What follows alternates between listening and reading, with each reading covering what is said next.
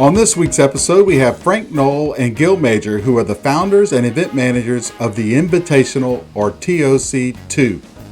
We talk a little bit about their background, how the Invitational came about, and what to expect and how to get more information. Don't forget to like and subscribe.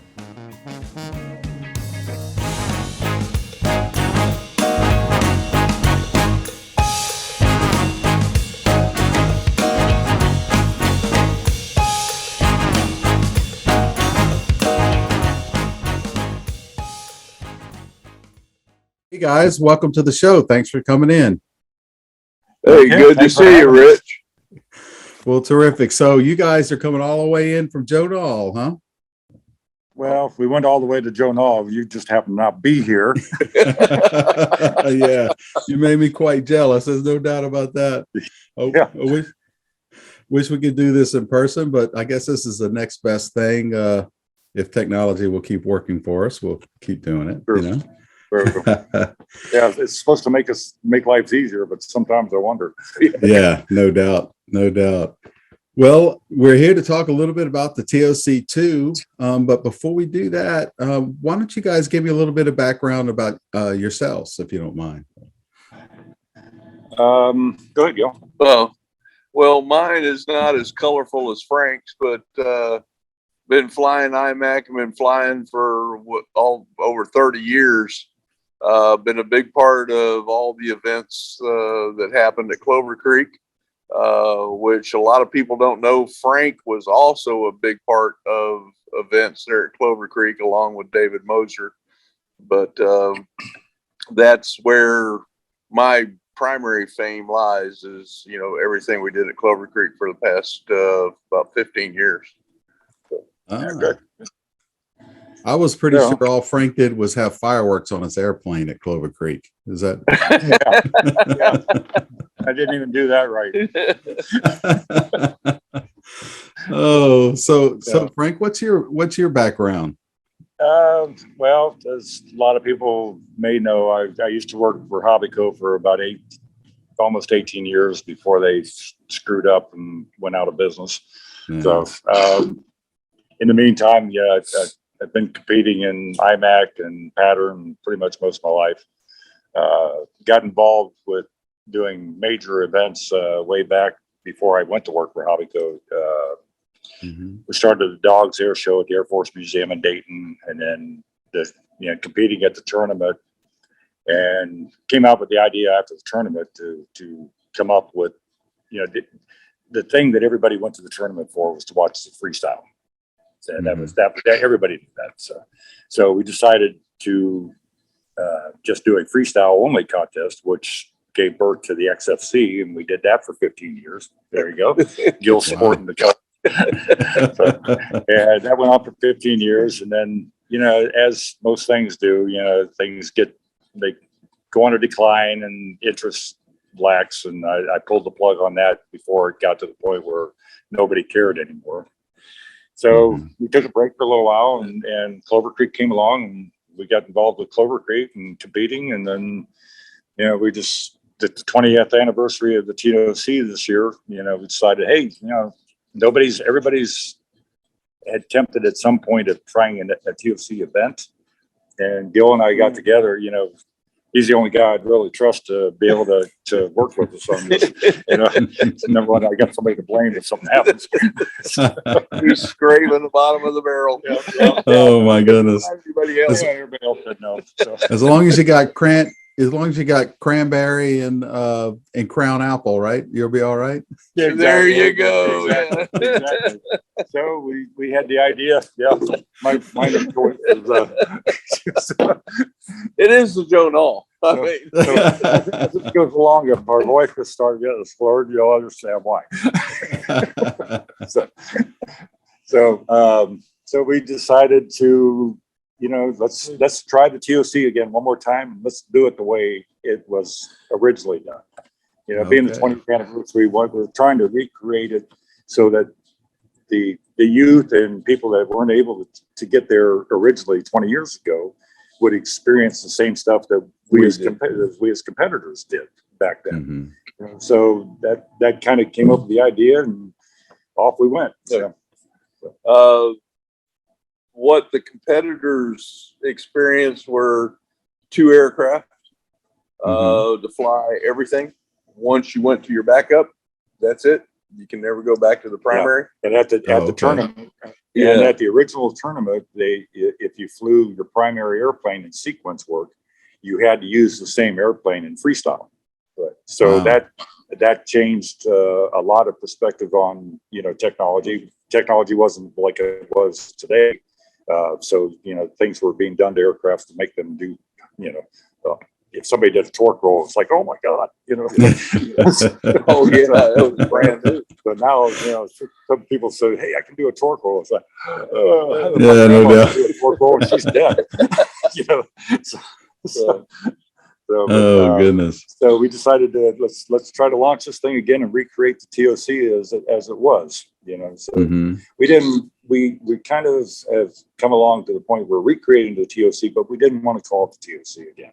So we're calling it the Invitational, and in smaller letters, it's kind of branded TOC-2. So everybody in the past would understand what we're trying to do. So, and we're trying to create as many of the same rules, criteria that we were forced to use back then. So, so here we are. We're just a few weeks away, and it's crunch time. Yes, it is. It is. If they haven't been practicing now, it might be a little late. Oh yeah. Oddly enough, I know of 3 competitors that have just test flown the airplanes this weekend. Oh wow! So they're not exactly ahead of the game either. But then we've had competitors from overseas that started almost immediately when the sequences came out. So so they've been practicing a year, right? So yeah. And at that level, it doesn't take much to do a few trim flights, get it dialed in, and start working on sequences. So a couple days, and you're already into practice mode. So y'all are saying they're a little better than I am. That's what you're saying. You and me both, Rich. I wish you hadn't thrown that at us. Yeah, Rich, they're better than you. Oh my goodness. So just to kind of lay it out, so they'll be flying the knowns. Yep. And will they fly an unknown each day, or they'll start with a known, then we'll do an unknown and a freestyle each day. Yeah, Thursday, Friday, Saturday, and then we'll take the top 7 as they did in the tournament. They take the top 7 into the finals on Sunday, and they will do 2 of each. Wow. So it'll be crunch time on Sunday. They're going to come out there with a headache, probably. Right. And is there any restrictions on? I mean, obviously they got to have some setup changes between the freestyle rounds and precision rounds, I would imagine. Yeah, the only thing that they're allowed to do is they can change prop and they can move batteries around. Okay. So no change in servos, no control surfaces. And each one, as the tournament did, we had to go through inspection to the TOC's guidelines. It had to be a certain percentage of scale, and obviously, but we're going a different direction on that, where all the servo arm lengths they're going to be pre-measured beforehand, so that they can't in between round make changes to this stuff to make it more 3D'able or freestyleable. So they have to set the airplanes up right off the bat to be able to do both adequately. I think what you're going to see is a more freestyle rather than a 3D, and freestyle being more of a controlled process of what the airplane is doing. Choreography will become more of a factor than trying to run the thing on the ground. In fact, you look at the rules in the Scale Aerobatic rule book, it's right there that spells it out. Right. And they'll stick with the 4-minute format on the freestyle.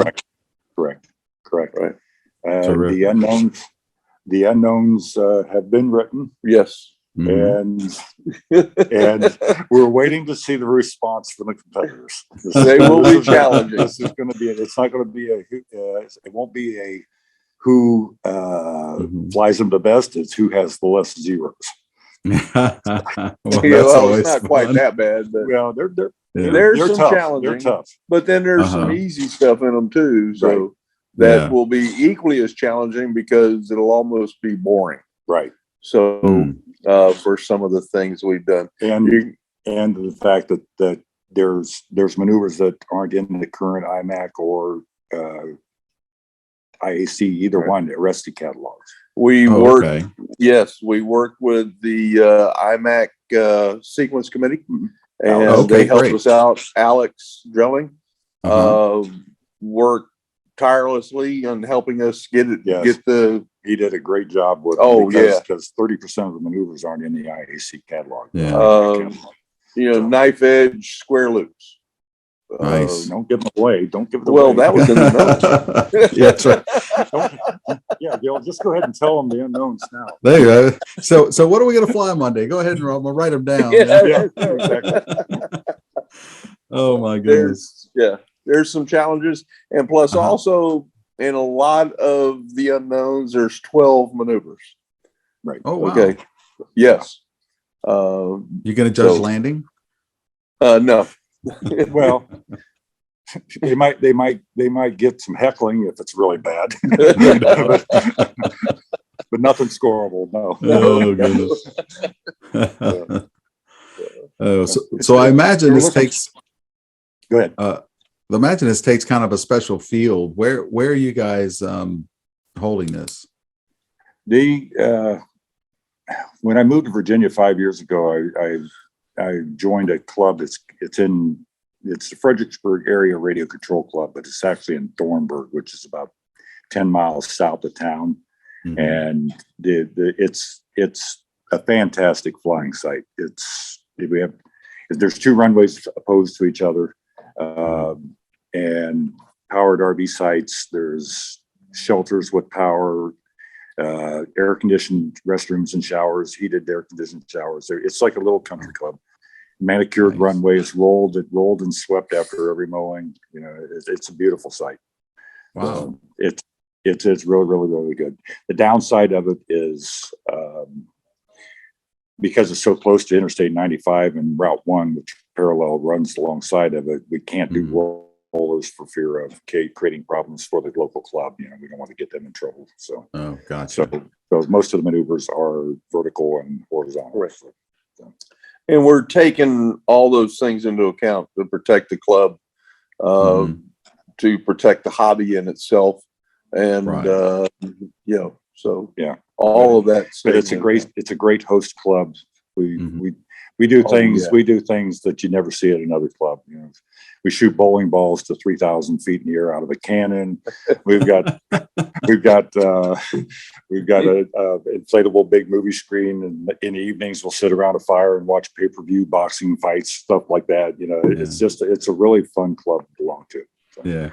I can certainly see why you like the club if you're shooting bowling balls up in the air for sure. Yeah. But I can paraphrase that with we're making sure there's nothing flying over above.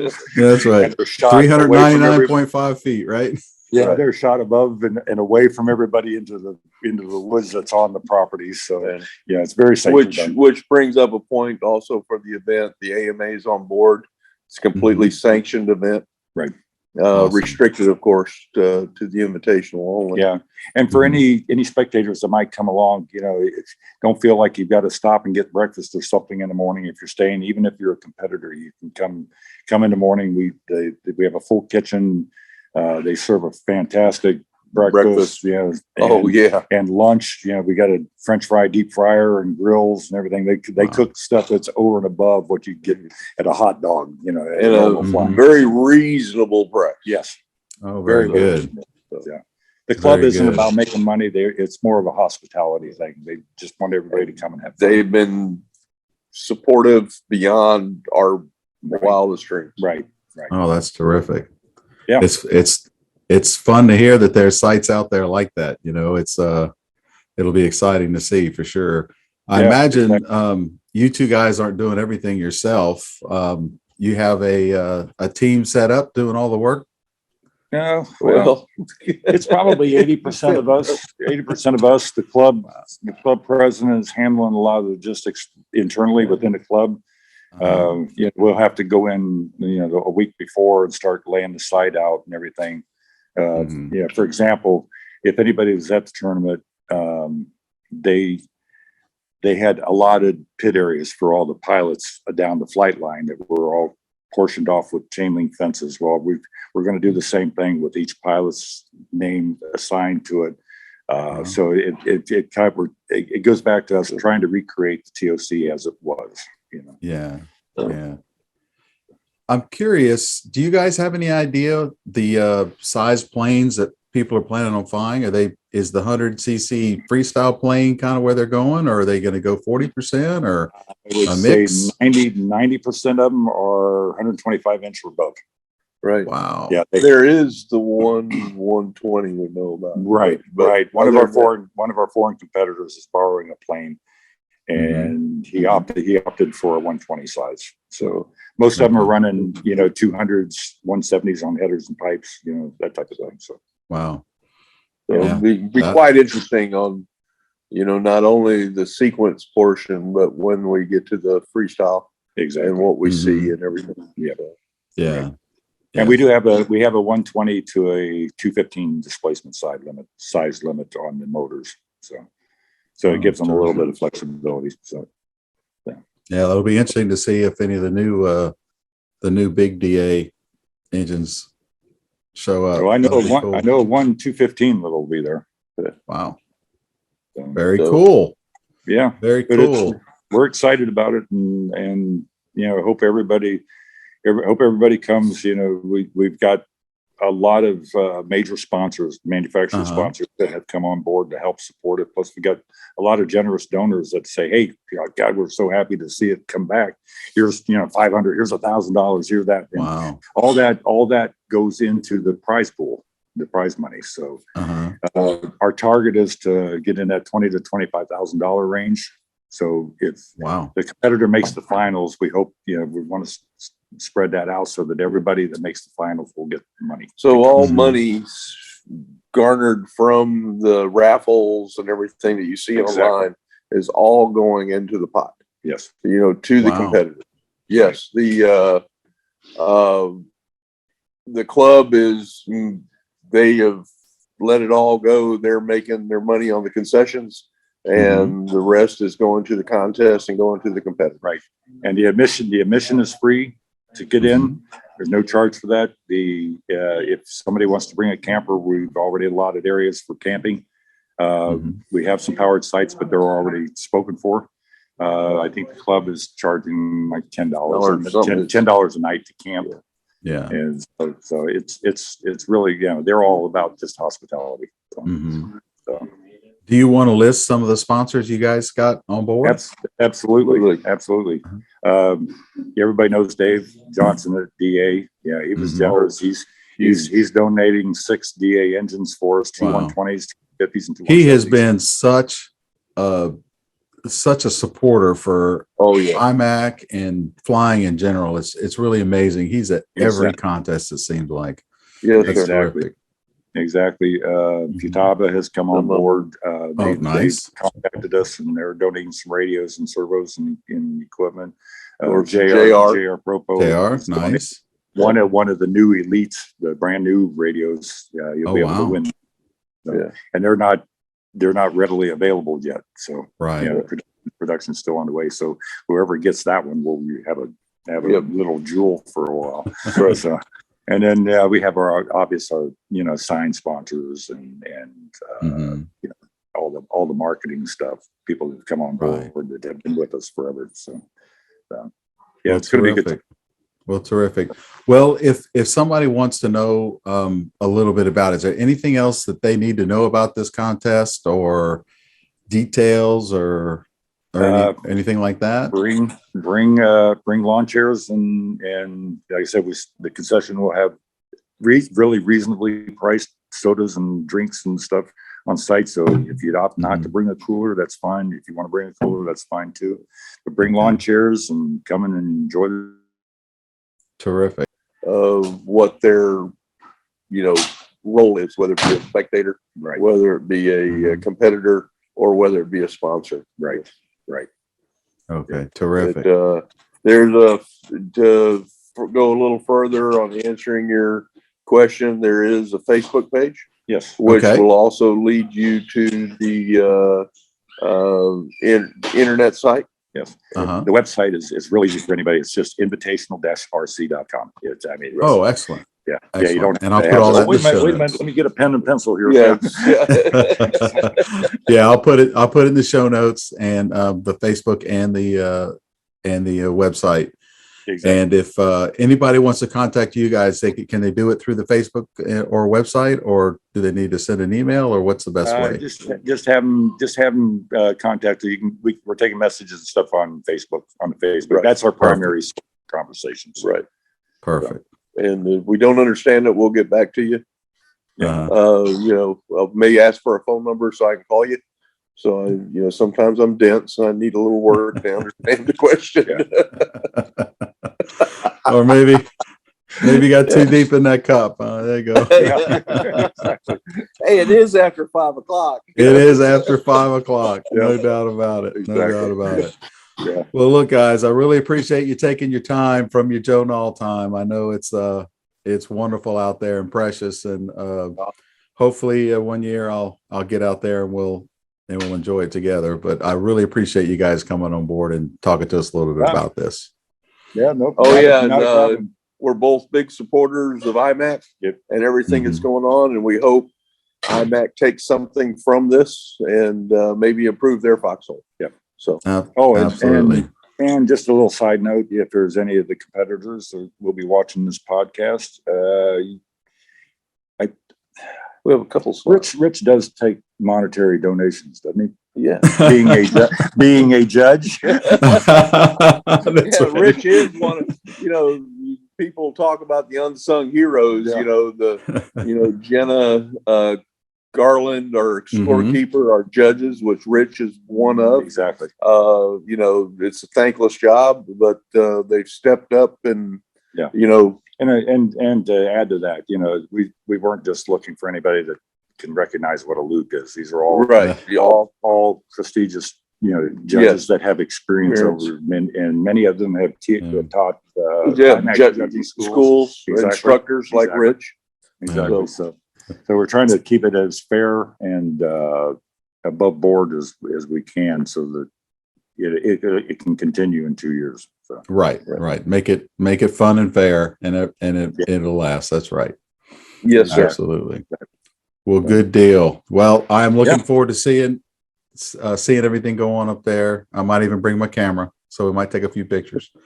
And so what is that? If you miss a maneuver, you can go back and rejudge it. No, so I can put it in the IMAC newsletter, Okay. and we'll make sure we promote it after the fact for sure. Yeah. So, well, good deal. Well, thanks again, guys, and look forward to seeing you. And have a good time at Knoll. Okay. Thank you very much. Thanks for helping us out with this, Rich. Thank you, Oh, Rich. you bet. Take care. Okay.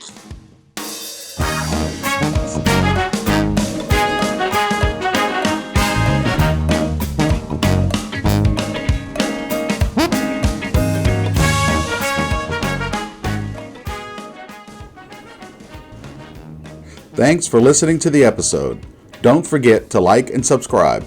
A very special thanks to my good friend John Gros, who wrote the song Deep in the Mud that is used as the show bumper music. Check him out on his website, www.johnpapagro.com. A link is in the show notes. See you at the next episode.